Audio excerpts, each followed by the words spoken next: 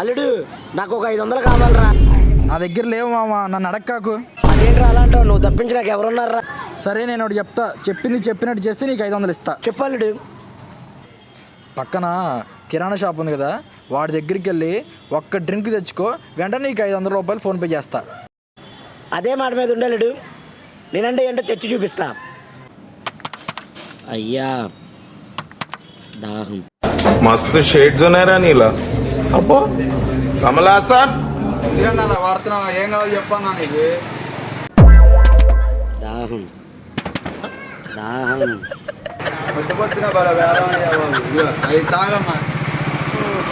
मस्त शेड जो नाही नीला अप्पो कमला असा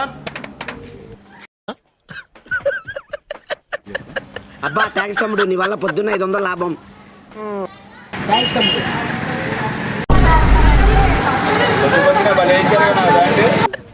అల్లుడు ఇదిగో. मस्त शेड जो नाही नीला अप्पो कमला असा